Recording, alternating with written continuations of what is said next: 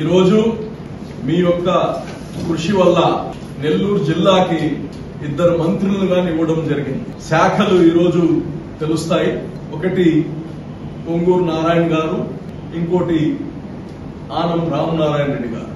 మరి ఈరోజు సాయంత్రం లోపల బహుశా ఇద్దరికి మంచి శాఖలు, ప్రజలకు సేవ చేయగలిగే మంచి శాఖలు వస్తాయని కానీ మేము ఆశా వ్యక్తం చేస్తున్నాం. మరి నిన్న మన ముఖ్యమంత్రి గారు ఆయన ఆఫీస్ ని రెజ్యూమ్ చేసుకున్నారు, పదవి బాధ్యతలు నిన్న తీసుకున్నారు. ఒక్కసారి ఈ రాష్ట్రం మొత్తంలో పండగ అంటే ఏంది, అది పేదవాడు కావచ్చు, మధ్య తరగతి వ్యక్తి కావచ్చు, వ్యాపారస్తులు కావచ్చు, రైతులు కావచ్చు, కార్మికులు కావచ్చు, నిన్న ప్రతి ఒక్కరి కళ్ళల్లో ఆనందం చూశాం. Positive vibes. ఎన్నికల్లో పవన్ కళ్యాణ్ గారు, చంద్రబాబు గారు, బీజేపీ వాళ్ళు కానీ కలిసి ఇచ్చిన హామీలు ప్రతి ఒక్కటి సంపూర్ణంగా దాన్ని అమలు చేస్తామని చెప్పాం. దానికి నిదర్శనంగా నిన్న ముఖ్యమంత్రి గారు చంద్రబాబు నాయుడు గారు 5 సంతకాలు పెట్టారు. మొట్టమొదటి సంతకం మెగా డిఎస్సి 16,347 మంది ఉద్యోగాలు. గతంలో ఈ డిఎస్సి జగన్మోహన్ రెడ్డి గారి ప్రభుత్వం ఉన్నప్పుడు ఎన్నడూ దాని మాట ఎత్తలేదు. ఇంతమంది నిరుద్యోగాలు ఉన్నారని ఆలోచన గాని చేయలేదు. అయితే ఎన్నికల ముందు ఆయన నోటిఫికేషన్ ఇవ్వడం జరిగింది, ఒక 8,000 ఉద్యోగాలు. ఒక్కసారి మీరందరూ ఆలోచిస్తే 2014లో చంద్రబాబు నాయుడు గారి హయాంలో డిఎస్సి రిలీజ్ చేశారు. అప్పుడు 9,061 ఉద్యోగాలు ఆ రోజు ఇవ్వడం జరిగింది. 2019లో 7,729 ఉద్యోగాలు. మరి ఇప్పుడు మొట్టమొదటి రోజే 16,347 ఉద్యోగాలు. చాలా మంది టీచర్లు, నిరుద్యోగులు చదువుకొని ఎన్నాళ్ళు ఎదురు చూడాలి. వాళ్ళ ఏజ్ బారైపోతుంది. ఈరోజు వాళ్ళ కోరిక ఏదైతే ఉండిందో దాన్ని మొట్టమొదటి సంతకంతో చంద్రబాబు నాయుడు గారు, పవన్ కళ్యాణ్ గారు ఏదైతే హామీ ఇచ్చారో దాన్ని పూర్తి చేసిన దానికి ముఖ్యమంత్రి గారికి ప్రజలందరి తరపు నుంచి ధన్యవాదాలు, కృతజ్ఞతలు తెలియజేస్తున్నాం. అదేవిధంగా ల్యాండ్ టైటిలింగ్ యాక్ట్. ఈరోజు ప్రజలు ఒక ఆస్తి కొనుక్కోవడం లేదా వాళ్ళ తల్లిదండ్రుల నుంచి సంక్రమించిన ఒక ఆస్తి, దానికి ఉండే గౌరవం, మర్యాద, దానికి డబ్బుతో వెలకట్టలేము. మన పూర్వీకుల నుంచి వచ్చిన ఆస్తులు డబ్బుతో వెలకట్టలేము, ఎన్నో కష్టాలతో వచ్చి ఉంటాయి.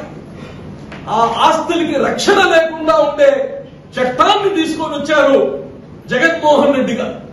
ఈ చట్టంతో విచిత్రం ఏంటంటే ఆ పాస్బుక్ల పైన జగన్మోహన్ రెడ్డి గారి బొమ్మ. చరిత్రలో ఎప్పుడు ప్రభుత్వం లోగో ఉంటుంది కానీ ఎక్కడైనా ముఖ్యమంత్రి లోగోలు ఎప్పుడు ఉండవు, ముఖ్యమంత్రి ఫోటోలు ఎప్పుడు ఉండవు.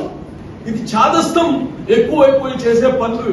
ఏదో జగన్మోహన్ రెడ్డి గారు తమ భూముల నుంచి కొంతమంది ప్రజలకు ఇచ్చినప్పుడు జగనన్న భూములు అని ఇచ్చినట్టు ఉంది. అది తమ ఆస్తులు, తమ కష్టాజీతం.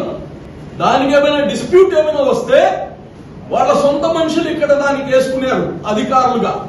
ఇది అన్ని కబ్జాలు చేయడానికి. ఒక సామాన్యుడు తన ల్యాండ్ సమస్య వస్తే హైకోర్టులో మాత్రమే తేల్చుకోవాలి. ఆ రోజే చెప్పారు చంద్రబాబు నాయుడు గారు, ప్రభుత్వం రాగానే ఈ దుర్మార్గమైన చట్టాన్ని తీసేస్తామని. నిన్న ఈ చట్టాన్ని రద్దు చేస్తూ 2వ సంతకం చేశారు. ప్రజలందరి తరపు నుంచి ముఖ్యమంత్రి గారికి ప్రత్యేకంగా కృతజ్ఞతలు తెలియజేస్తున్నారు. పెన్షన్లు గతంలో 2014-19లో గాని 200 రూపాయలు ఉండే పెన్షన్ ని 5 రెట్లు పెంచి 1000 చేశాం. 1000 తర్వాత మళ్ళా 2000 చేశాం. జగన్మోహన్ రెడ్డి గారు 3000 చేస్తానని చెప్పి దఫాల వారీగా 250 రూపాయల సంవత్సరానికి 250 రూపాయలు పెంచుతూ అక్కడ గాని బటన్ వస్తాను అని చెప్పి వాళ్ళకి గాని చెప్పిన మాటను చేయలేని పరిస్థితి. చంద్రబాబు నాయుడు గారు 4000 రూపాయలు ఇస్తానని చెప్పారు. 3వ సంతకం పెన్షన్స్ పైన చేయడం జరిగింది. 3000 నుంచి ఓల్డ్ ఏజ్ పెన్షన్స్ అన్ని, వితంతుల పెన్షన్స్ అన్ని 3000 నుంచి 4000 రూపాయలు చేస్తూ నిన్న సంతకం చేయడం జరిగింది. మరి ఈ యొక్క పెన్షన్ గాని ఏప్రిల్ అంటే 3 నెలల ముందు ఏప్రిల్, మే, జూన్ ఈ 3 నెలలకు గాని ఈ 4000 రూపాయలు అమలవుతుంది. రిట్రాస్పెక్టివ్ గా వచ్చే ఏడాది కాదు. జగనన్న చెప్పినట్టు గతంలో మా పాలన రాకుండా ముందు 3 నెలల ముందు నుంచే ఏ రోజైతే మా మేనిఫెస్టో రిలీజ్ చేశామో ఆ రోజు నుంచి ఏప్రిల్, మే, జూన్ కి ఆ 3000 కలిపి ఈ జూలైలో వచ్చే 4000 7000 రూపాయలు గాని సాధారణమైన పెన్షన్ ఇవ్వడం జరుగుతుందని కానీ తెలియజేస్తున్నా. అన్నా క్యాంటీన్లు ఈ భూమి పైన ఏ ముఖ్యమంత్రి గాని, ఏ మనసున్న సాధారణ మనిషి గాని ప్రజల కాడ నోట్ కాడ అన్నం తీసే పని ఎవరు చేయరు. ముఖ్యమంత్రులు కావచ్చు, ఇతర రాజకీయ హోదాల్లో ఉండే వాళ్ళు కావచ్చు. ఈ అధికారం అంటే ఒక బాధ్యత. కస్టోడియన్స్ మన ఇష్టం వచ్చినట్టు చేయడానికి కాదు అధికారం ఇచ్చేది.